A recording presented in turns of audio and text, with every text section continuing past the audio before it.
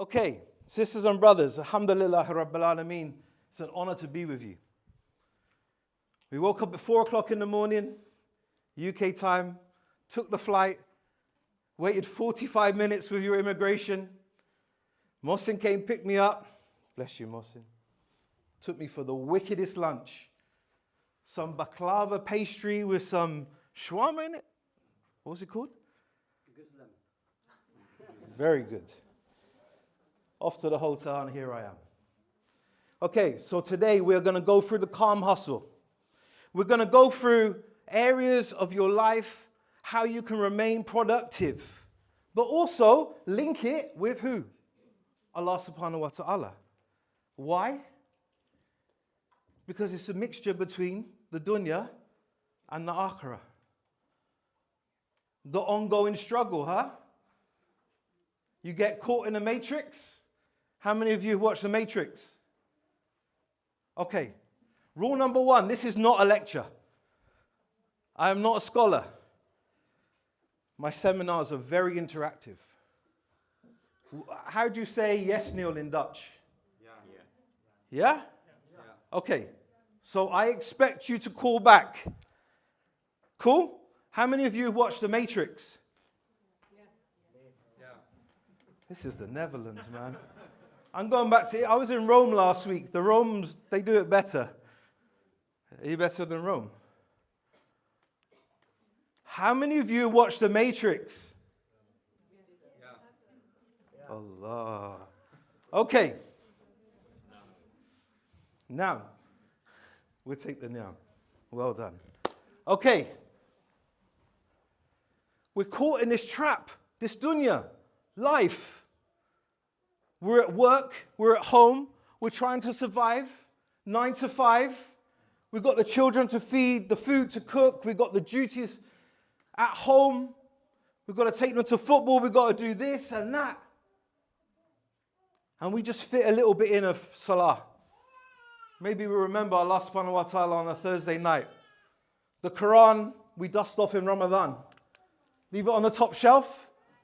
You're smiling, Baba, you know. It's there, huh? How many of you wake up in the morning and start with, oh, we've got some Dutch. I tried to use Google to translate. You start off in the morning with Bismillah. How many of you, what's the first thing you do when you wake up in the morning? Shout it out. Bismillah. Pick up your phone. Can we give him the loudest salawat? Because this is the most honest person in the room. Come here, bro. This is the most honest person in the room. My new friend. Thank you for being honest. Yes, Brother Neil, I start with Bismillah. Alhamdulillah. First thing you do is you pick your phone up. True? You check your messages, you scroll TikTok, you see how many likes you got. You know it's true. I can see you smiling. We've forgotten about God. So how do we create the calm hustle? The hustle from within, but keep focus on the akhirah. We have to start off with the Bismillah, the intention.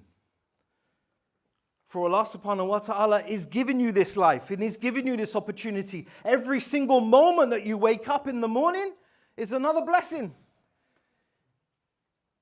And sisters and brothers, I say sisters and brothers, not brothers and sisters, because Rasulullah came to save our women, okay? And Jannah is under their feet. So sorry, brothers. Sisters and brothers, you wake up in the morning with 86,400 gifts. How many? 86,400. Anybody know what those gifts are? MashaAllah. You guys are awake now. What do you do with your time? What do you do with it? Who wants to tell me their screen time for last week? 3 hours. Amanda, I can see you smiling, and I know your name. Yeah, we're embarrassed, huh? We're embarrassed. what we need to do within our lives, within our day-to-day lives, is we need to incorporate Allah subhanahu wa ta'ala. Keep connected towards Him throughout our day. Keep the calm hustle towards the akhirah. Oops. How do we do this? We need to be productive with our connection. I'm going to ask you a question today. How many of you went outside? Who hasn't got their hands up? What did you do? Crawl underground to get here? All of you should have your hands up, man. You all went outside. Anybody go past a tree? Yeah?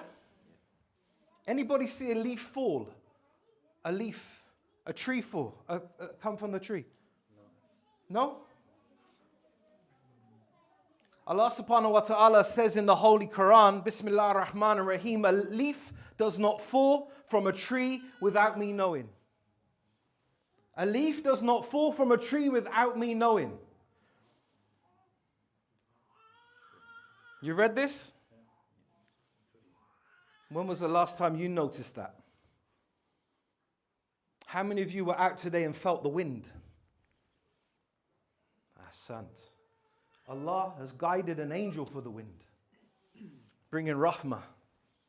In fact, there's angels for the rain, for the sun rays. Why am I telling you this? Because there's peaceful connection within every single step and every single breath that you take. Everything. Everybody in here born Shia? Born Muslim? Everybody? Raise your hands. Don't be scared. Amazing.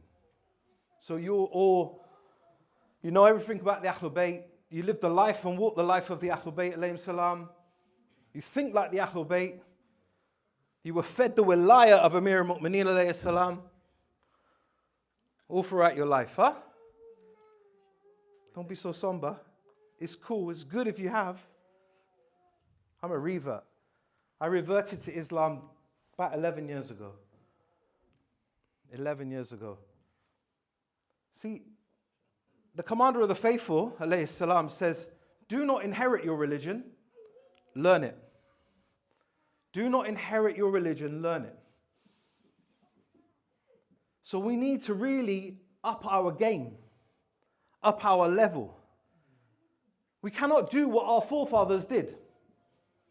Because the Imam of our time, Ajalallah Sharif, Allahumma salli ala Muhammadin wa ali Muhammad,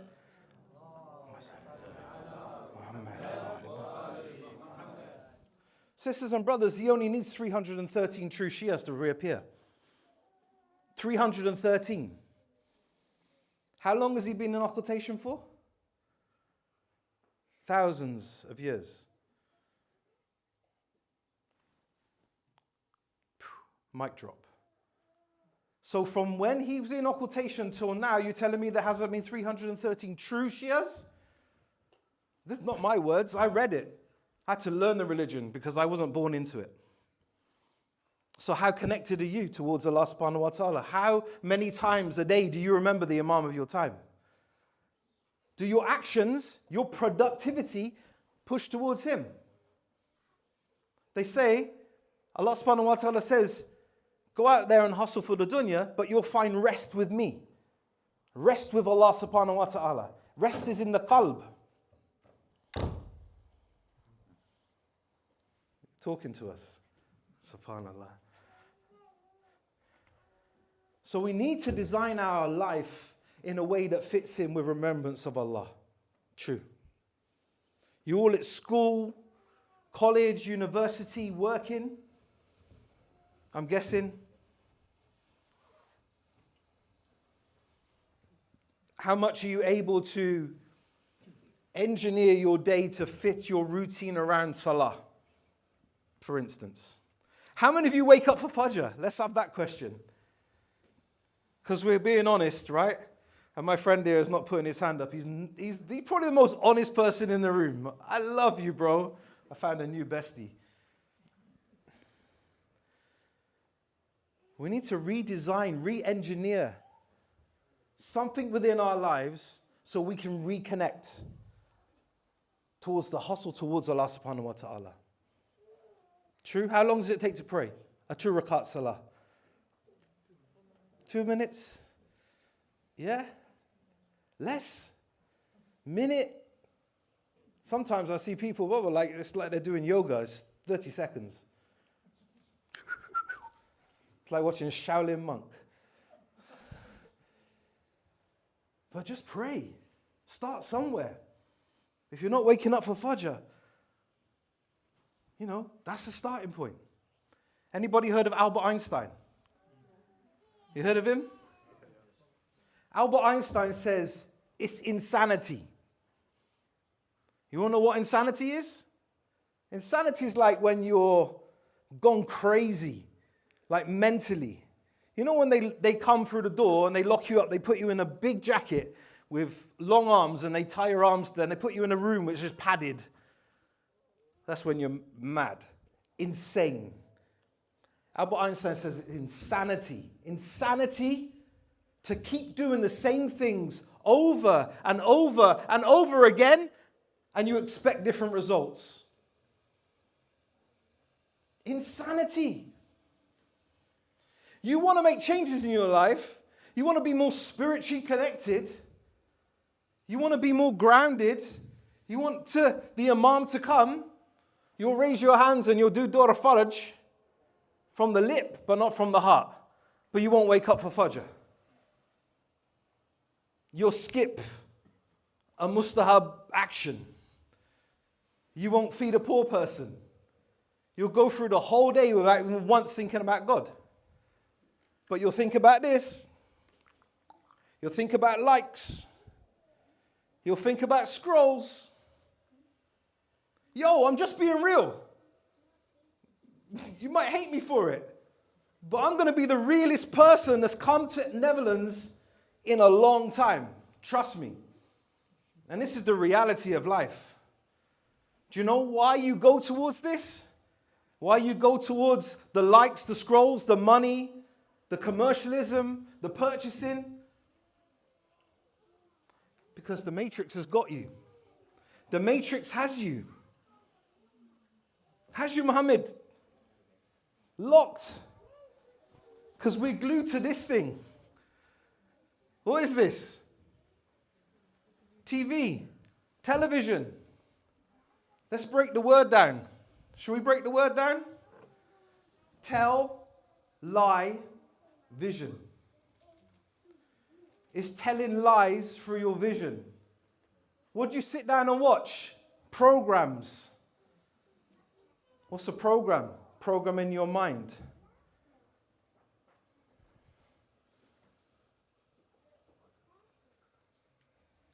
What do you do when you scroll?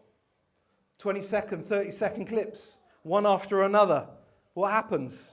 The algorithm feeds you.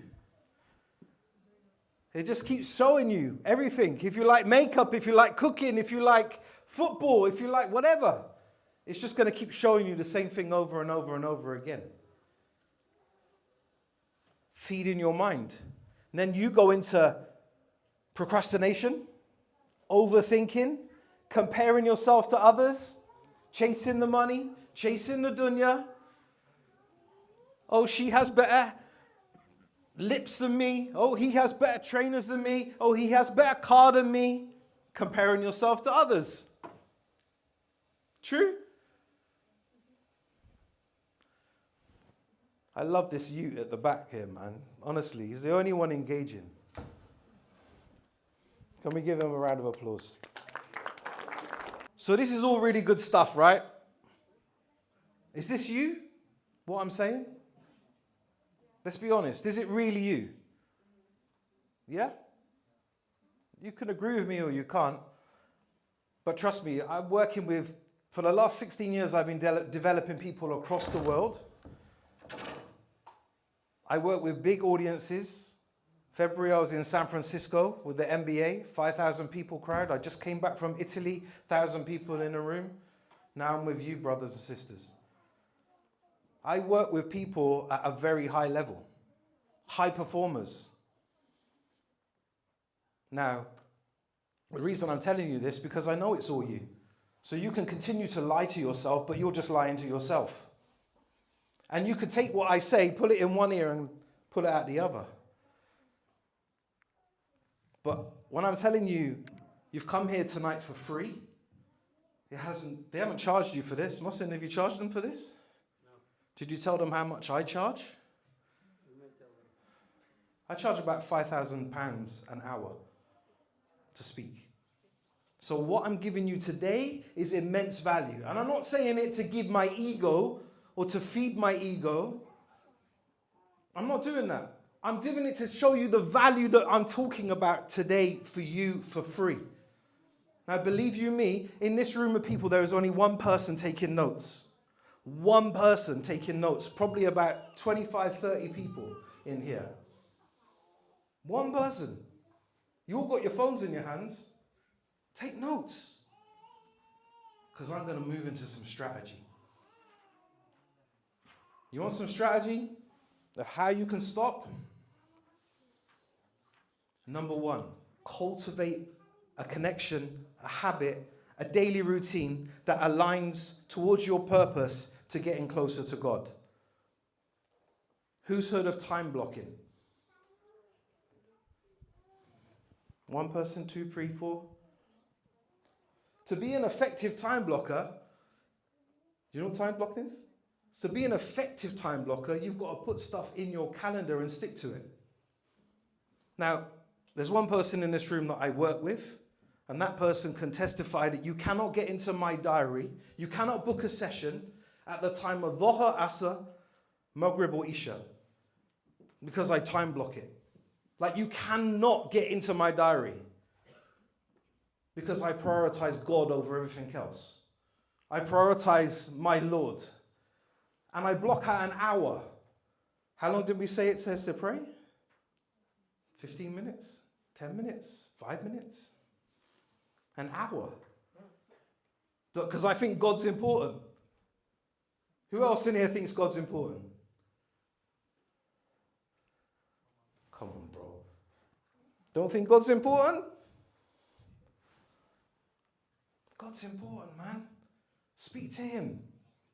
Where are you going to get this richness in your life? This kareem, this rahmah, this mercy, the help, the support, the razak. Where is it all going to come from? Ultimately. It's not going to come from Steve Jobs or Elon Musk. It's not going to come from these guys. It's not going to come from Donald Trump. It's going to come from Allah Azza wa Jal.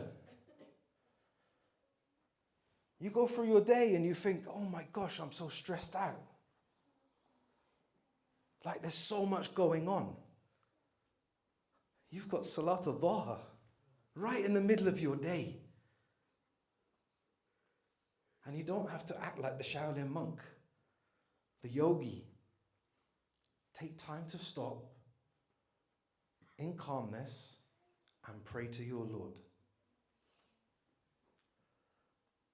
And the fellow that picked me up today from the station, that's right, you, asked me a question over lunch. Want to read more Qur'an? And I gave him the strategy, and I'm going to give it to you as well. Every day when I pray Dhuhr, straight after Dhuhr, I pick up the Qur'an and I recite Qur'an. Now, I do it to keep my practice up because I invested 4.5 years to recite Qur'an, to read Qur'an. I didn't even know what an alif was. It just looked like lines on a page. I spent 4.5 years of dedication, of classes with an Arabic teacher to learn how to speak, to read Qur'an. So when I pray Dhuhr, I'm speaking to God. When you pray, you speak to God. When you open the Qur'an up, like this beautiful man here who just recited, God was speaking back to us. True? And then you pray Asr again, and then you speak back to God again. What's some of the etiquettes of Qur'an? Etiquettes? Be in wudu.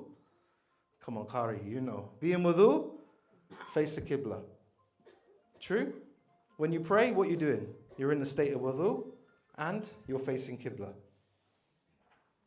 I've just given you the hack. But like I said, you're not a Shaolin monk, you're not a yogi. When you pray, you're not... Take your time over it. An hour I block out. Now, it might not be possible for you, but surely you can extend your time just a little bit. Strategy number 3. Wudu. Who's in wudu now? Be honest. Amazing. Well done. Sometimes, and I'm guilty of this as well, we just do wudu quickly. You want to elevate your wudu? Do you guys know the dua of Imam Ali alayhi salam? Yeah? No? Please research it. There's a dua by Imam Ali, and I don't know it in Arabic, but I can tell you basics of it in English. You wash your face.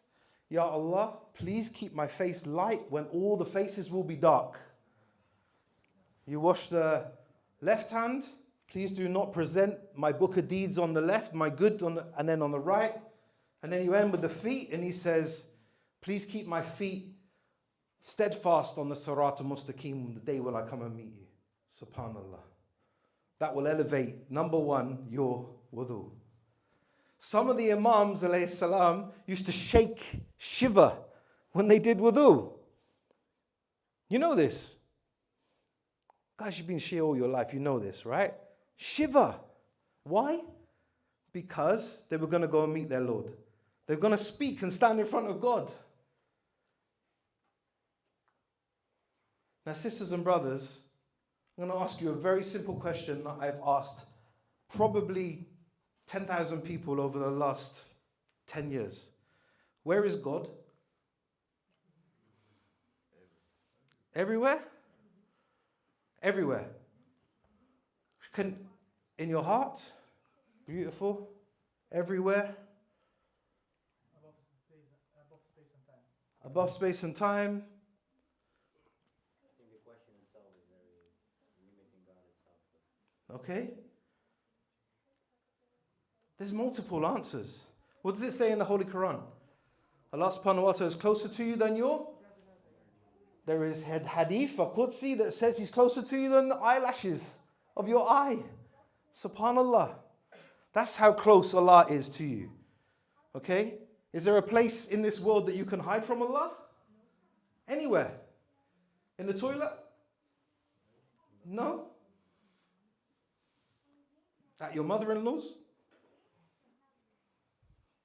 God bless my mother-in-law. She makes some good food, man. Can you tell?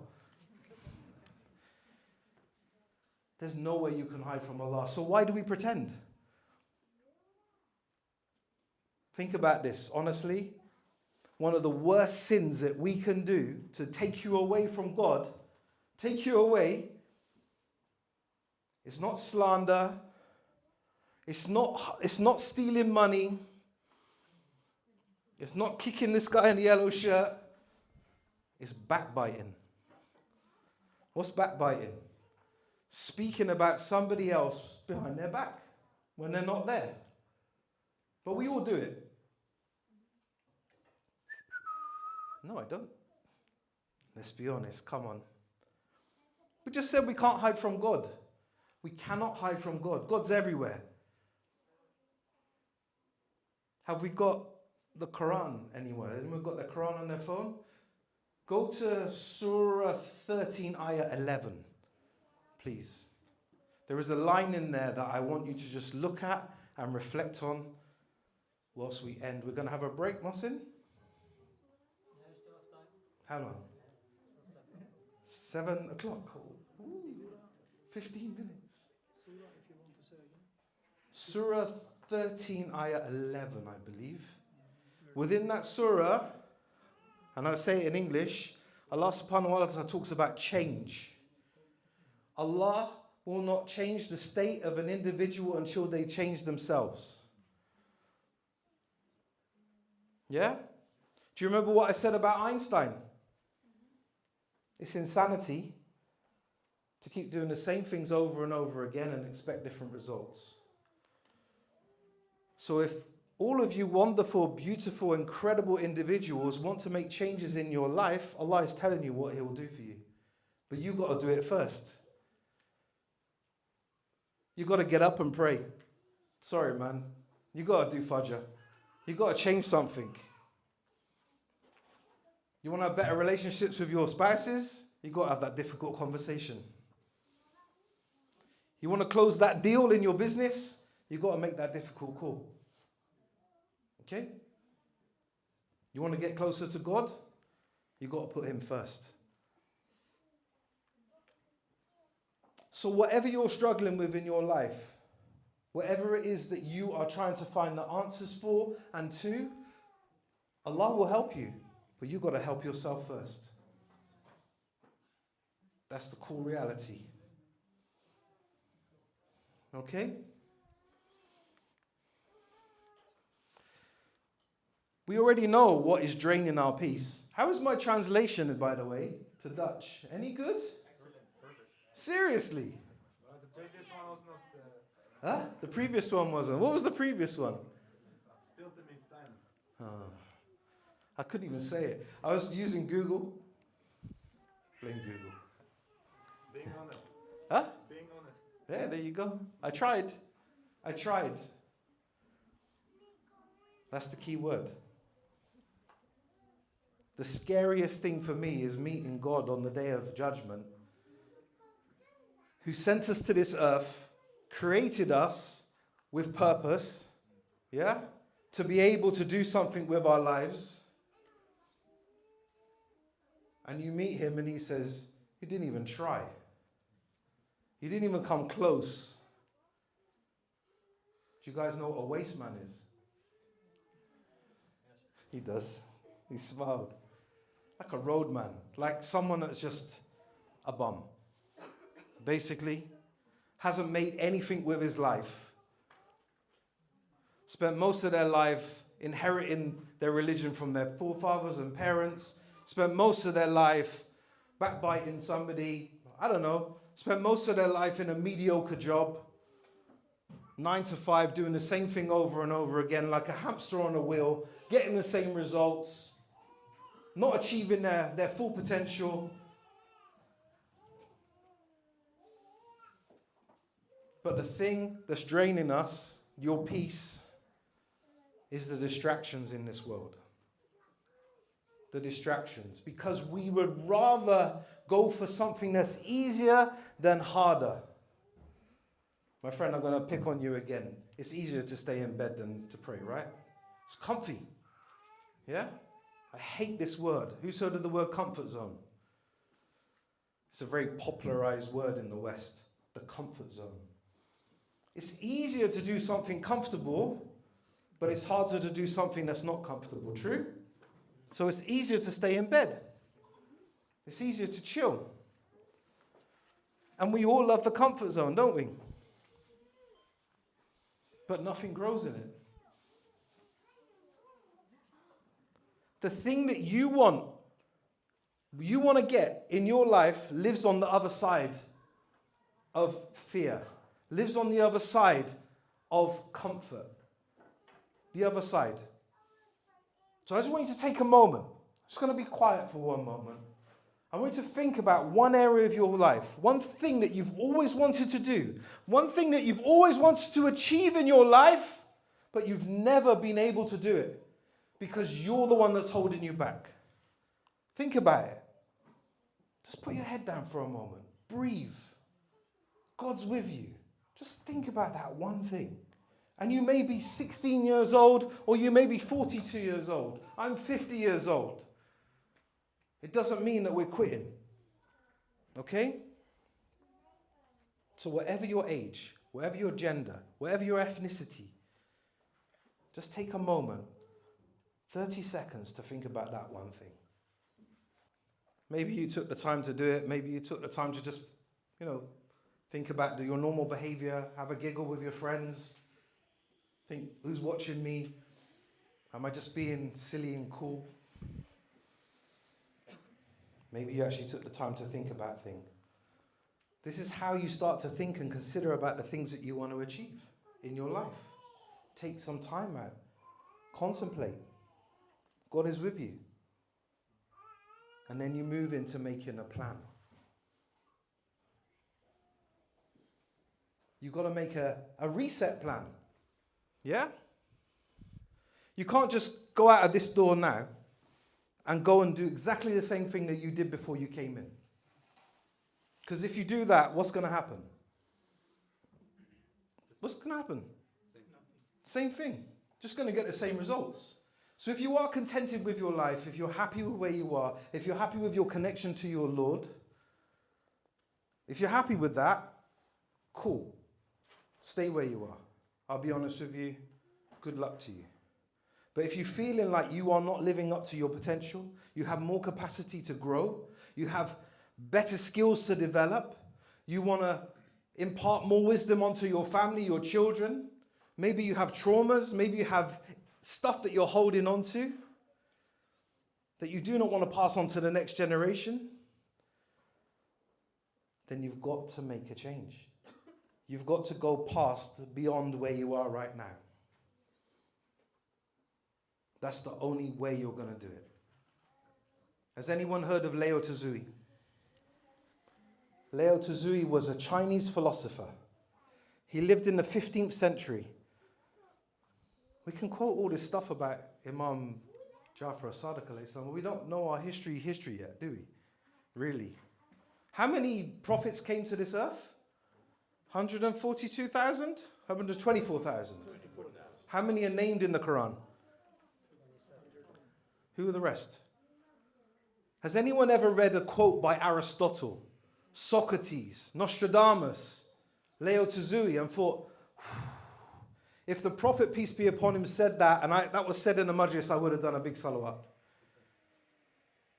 We don't know who the prophets are, but knowledge is knowledge. Okay? In English, we spell knowledge, no ledge. Because there's no ledge to it. It just keeps on going. Allah subhanahu wa ta'ala says, Bismillah ar-Rahman ar-Rahim, seek knowledge from cradle to the ascent. From cradle to the grave. So Lao Tzu, 15th century philosopher, says the journey of 1,000 miles starts with a single step. A single step. Now, I'm not anybody to go against what he's saying. In fact, I agree with what he's saying, but I like to add a little bit of masala on it. A bit of salt and pepper. That single step has to start with you. It has to start with me. True? I'm not walking in your shoes. You're not walking in mine. So you have to make, first and foremost, the intention, the decision, the choice to start that step. Because ultimately, if you carry on doing what you're doing right now, watching Netflix, scrolling social media, whatever it is you're doing, I'm not judging you. Believe you me. I've interacted with thousands of people around the world, and I know this is a commonality, a problem that is going on in society right now, today, 2025, because they're winning. They are winning, sisters and brothers, but we are the Shia of Ali. We are the lovers of Hussein. We are different. We are built differently. You have sat in majalis all of your life. I've come to this beautiful religion because I fell in love with God. I fell in love with the Ahlulbayt. I fell in love with them. And then when I come and meet people, I'm like, subhanAllah, you're Shia all your life? You don't resemble Ali, Fatima, Hassan, Hussein. What have you been doing? Why are you talking about that person? Why are you backbiting? Why are you doing this? Why are you just doing a 9 to... Why are you chasing the money? Why are you driving a flashy car? Why are you worried about your Rolex? Why are you worried about... Astaghfirullah rabbi wa atubu ilayh. We are not even an inch towards where we need to be. And I'm being brutally honest with you. Brutally honest with you. We need to push ourselves beyond our limitations. So we have to make changes. We have to get up. We have to do something different. And I respect these brothers here from Ahlulbayt because this is something different, right? He told me this is the first time you've ever had somebody like me come in to do something like this? Have you ever heard of a Shia motivational speaker, a life coach? Did you even know that I existed? Incredible, isn't it? Well, now you do. So it's all about choices and decisions about what you're going to take, what you're going to do from here. You have to let go of the anchors of the past. You have to do something different than what you're doing today. Sometimes the things that we've been doing in the past, some of the traumas, some of the scars, some of the wounds stop us from moving forward. We're trying to move forward, but we've got this baggage and this chain that's holding us back. True? Past scars, traumas. Who's got them? Who's got them? I'm putting 2 hands up. I got so many. My father abused me, man. Mentally, physically, tortured me, tied my hands together, beat me, locked me in the cupboard. I was a baby, innocent. I got hid in the toilet downstairs because I was crying at dinner. That's my father. That's my example of man, how to be a man. I got scars. Bro, I got scars. And if you come tomorrow, I'll tell you more about it. But how do I get rid of those chains, those anchors?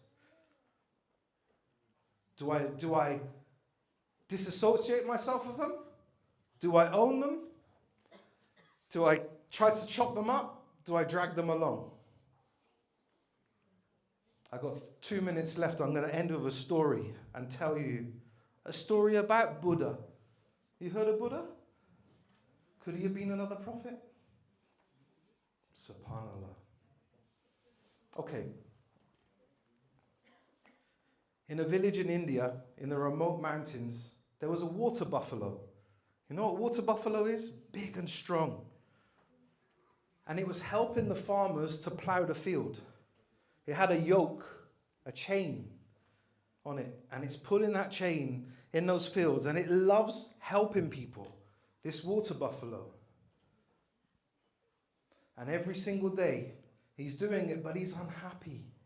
He's feeling sad because he doesn't have freedom. He doesn't have choice. But yet, he's so bound to what he does because he loves helping people. He loves doing his work. One fine day, the scorching heat was blazing down on this water buffalo. Along walks a monk. Some say this monk was Buddha himself. Buddha walks over and notices this water buffalo looking sad, but on the same breath looking happy because he was serving, helping people, but looked sad because this yoke was holding him back. He wasn't free. So Buddha talked to the water buffalo and said to him, "What's wrong? What's making you so sad? What is it?" And he looked down at this yoke. You know what a yoke is? Like the chains. Looked down. And Buddha said to have communicated with him and understood what it was. And Buddha said, "Is it the yoke that's holding you back? Or is it your non-acceptance of where you're at? Is it the lack of freedom that's holding you back? Is it the physical yoke or the mental yoke that's holding you back?" The buffalo thought about this. Is the fact that I have this yoke on me equaling the resistance, holding me down? Because I'm constantly thinking about this yoke, this thing that's pulling me along. I'm every single day, this thing is on my back and I'm trying to get through the field and it's weighing me down? Or is it the resistance, non-acceptance of the chains on my back, the yoke that I'm holding? And the Buddha walked away. This monk walked away. The water buffalo fought throughout the night. The next day, he woke up with vigor, with zest, And he carried on his work with pride, with freedom, with acceptance, with the chains on his back, because he learnt to accept what his load was carrying. What can we learn from this story, sisters and brothers? What do we learn from it? Let's learn to accept our past traumas, our failures, the things that happened to us in the past. Accept them. You cannot go back and change them. Has anybody watched Back to the Future? Anybody got that McLaren, that car to go back to the future? Can anybody change time? Can you go back? So why do we spend so much time there? Can you go into the future? No. Perfect timing. Anyone seen Kung Fu Panda? Yay. Good film, right? There's the sensei, the little squirrel guinea pig kind of thing. And he turns around and he says, Master Shifu, his name is, he turns around and says, yesterday is history, tomorrow is a mystery, today is the gift. Rasulullah sallallahu alayhi, he says the same thing. Only look back for a split second. Let's do something now. Everybody, keep your shoulders straight. Try to turn your head 180 degrees back. No judgments, just try it. See if you can do it. 180 degrees. Can you look behind you? If you can, it's only for a second, right? We spend a lot of time there looking behind us. Rasulullah says you're only supposed to look at that for a split second, for reflection and learning. Rasulullah sallallahu alayhi says, in terms of how far forward you're supposed to see, it's your horizon. So right now I can just see that wall. You guys can probably see that wall. This is not me, this is the Prophet of Islam. And this is not Kung Fu Panda. Where should you be? The Prophet says, live in the moment. In the moment. And then you might see more leaves fall.